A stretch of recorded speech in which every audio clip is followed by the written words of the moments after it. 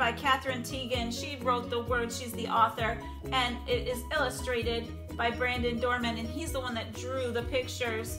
I love this book. I love thinking about magic and the magic of snow. It had been snowing all day. Snowing, snowing, snowing. George was bored. There was no school, so he needed something to do. He kept looking out the window. Would it ever stop? The next morning, the sun was shining. When George looked out the window, everything was a brilliant white. The snow was so bright, it was almost hard to look at. If he squinted, he could see it was very deep, and it had drifted high against the slope of his backyard. I like these two redbirds. There was two redbirds in our book from yesterday. George put on his warm socks and his snow pants and his flannel shirt. Then he put on his snow jacket, his boots, his mittens, and his hat. He was ready. He does look like he has everything on that he needs to be warm. Outside, the air smelled clean and cold. George plunged into the snow. It was fluffy but crunchy too. He made a snowball and threw it against a tree. It was very, very quiet. George took some snow and packed it into a small ball. Remember in our snowy day book how our friend packed the ball and put it in his pocket and it melted, right? He's gonna make his into a snowball. He started rolling the ball in the snow and it got bigger and bigger. When the ball got too heavy to roll, he stopped rolling it near the bottom of the slope. A slope is where there's a hill going up. So he rolled the ball right to the end of that slope, so he didn't push it up the hill. Then he started rolling a medium-sized ball. He put on top of the big ball. Finally, he made a small ball for the top. George went inside of the house and found a scarf in the closet and a carrot in the refrigerator. In the old days, his mom told him, people used to take pieces of coal and use them to make eyes. But there wasn't any coal in George's house, so he found 2 buttons and brought them outside with him, and the scarf and the carrot. He carefully pushed the buttons into the small ball near the top. He stuck the carrot in the center. He found a few small twigs and used them to make a mouth. He wrapped the scarf between the top ball and the middle ball, and he found 2 branches to stick into the sides of the middle ball. It was a perfect snowman. He looks like he's very proud of his work.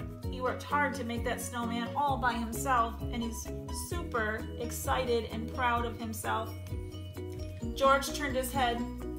He thought he saw something smiling, the snowman smiling at him. Could it be? It does look like he has a smile on his face. Time for snacks, said George. He went inside the house and got 2 mugs of hot chocolate and some cookies. He put them onto the snow table. He made a snow table. Would you like something to eat? George asked. I can't drink hot chocolate, the snowman said, but a cookie would be nice. It was magic. The snowman was talking to him. And he can't drink hot chocolate. Remember Sneezy the snowman? He drank hot chocolate, and what happened to him? He melted all over the place. After their snack, George made a cave, tunneling deep into the slope. See, there's the slope where the hill is. He made a cave in there.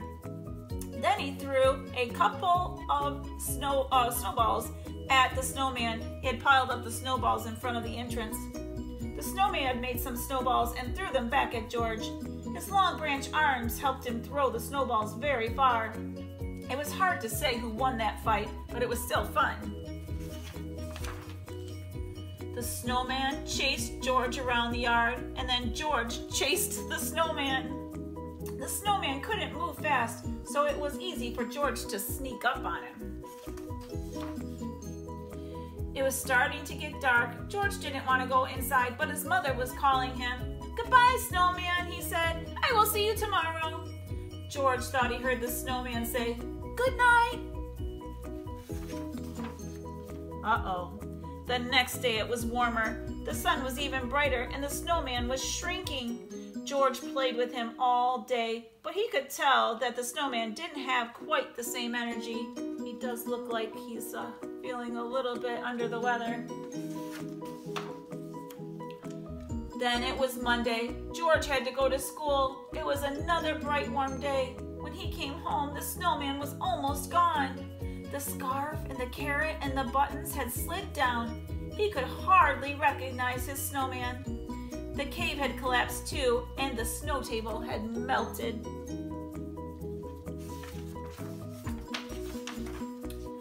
The next morning, George looked out the window and it was snowing, snowing, snowing, snowing. He couldn't wait.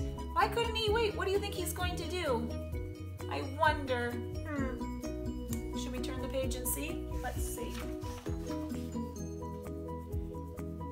He couldn't wait. Yeah, he couldn't wait to build his snowman again. And he's out there working hard to build that snowman again. And the birds are following him again. I hope you like this book. There's a lot of similarities to some of our other snowman books, isn't there? The two red birds and hot chocolate. We know that Sneezy couldn't eat or drink the hot chocolate, right?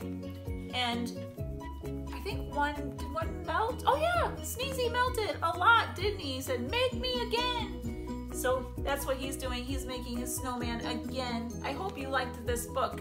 I will see you later. Bye.